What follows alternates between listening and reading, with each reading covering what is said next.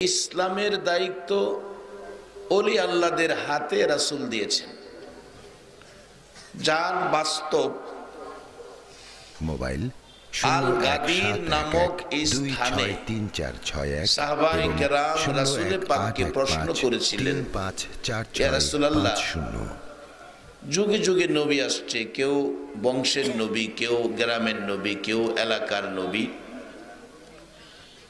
এভাবে আপনি হলেন বিশ্ব নবী, আপনি তো শেষ নবী, আখিরি নবী,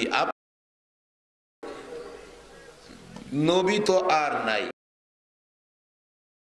নেতৃত্ব কে দিবে? নবীজি হযরত আলী রাদিয়াল্লাহু তাআলা আনহুর হাত ধরে বলছিলেন, আমার পরে ইসলামের নেতৃত্ব দিবে বেলায়েতের সম্রাট হযরত আলী রাদিয়াল্লাহু তাআলা। 26346 এবং 01 কোন মুফতির হাতে, কোন মুফাসসিরের হাতে রাসূল ক্ষমতা দেয়া যায় নাই। ইসলামের নেতৃত্বের ভার দিয়ে গেলেন বেলায়েতের ওলিদের হাতে। বেলায়েতের ওলিরা যতদিন ইসলামকে নিয়ে মানুষের দুয়ারে দুয়ারে গেছে, ততদিন ইসলাম নিয়ে কোনো ঝামেলা ছিল না, কোনো দলাদলি ছিল না। এবার আপনারা একটা সত্য কথা কইবেন, ইসলাম কয়টা? সবাই দি কইলেন না? রাত বেশি হয়েছে না তো? ইসলাম কয়টা? আমরা কয় ইসলামে বিশ্বাসী। ইসলামটা কোনো দলের না, কোনো আলেমের না, কোনো ব্যক্তির না, কোনো এলাকার না, কোনো দেশের না, সৌদি আরবের না। ইসলামটা হলো আল্লাহর। কোরআন শরীফে বলছে, ইন্নাদ-দীনা ইনদাল্লাহিল ইসলাম, নিশ্চয় ইসলাম হলো আল্লাহর মনোনীত ধর্ম। এটা কোনো ব্যক্তির না, কেউ টানা হেঁচড়া করতে পারবে না, কারণ এটার মালিক কেউ হতে পারবে না, এটার মালিক আল্লাহ। যেমন এই মাইক, আমরা কি যতই ঝগড়া করি, এটার মালিক হওয়া কি সম্ভব? এটা তো মালিক আছে। আজকে বিশ্বজুড়ে ইসলামের উপর বিপদ কেন? কেন এই মুসলমানদের উপর বিপদ? বিপদের ফালা দেখলেই দেখবেন মুসলমান। আজকে দলাদলি করতে গিয়ে মিশরের জমিনে মসজিদে আক্রমণ করে, পত্রিকায় দেখলাম ৩০৫ জন মুসলমানকে মারা হয়েছে। নাউজুবিল্লাহ বলুন। আজকে নিজেদের মধ্যে টানা হেঁচড়া করাতে এই বিপদ। এই বিপদ থেকে বাঁচার জন্য আমাদের একটা পথ এখনো রয়ে গেছে, আমরা সেই পথে যাব।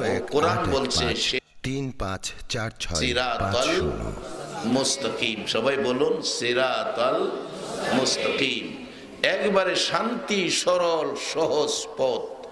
সেই পথ হলো মুসলমানদের পথ। আজকে মুসলমান কেন এই বিপদে আছে?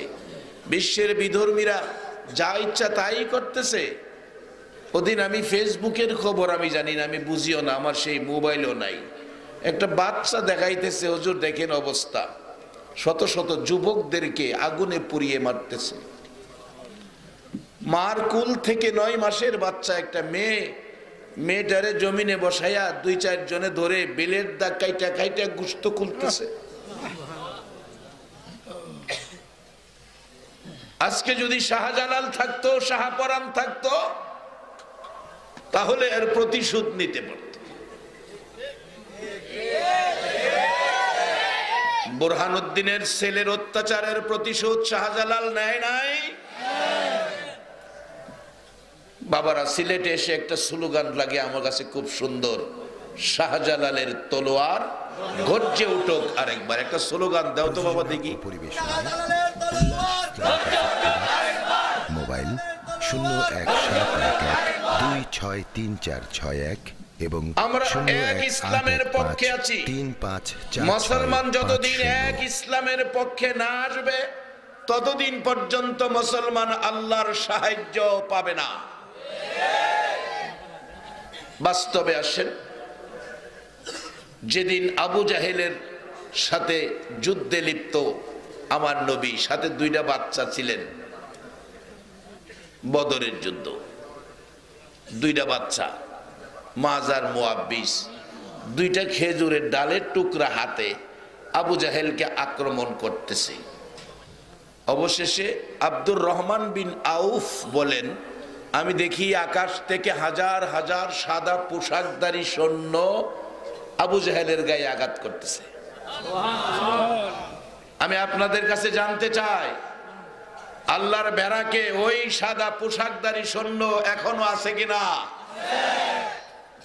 যেদিন ইয়ামেনের বাদশা আবরাহা হাতি বাহিনী নিয়ে খানায়ে কাবা ভাঙতে আসছিল, খানায়ে কাবার মুতাওয়াল্লি আপনার আমার নবীর দাদা আব্দুল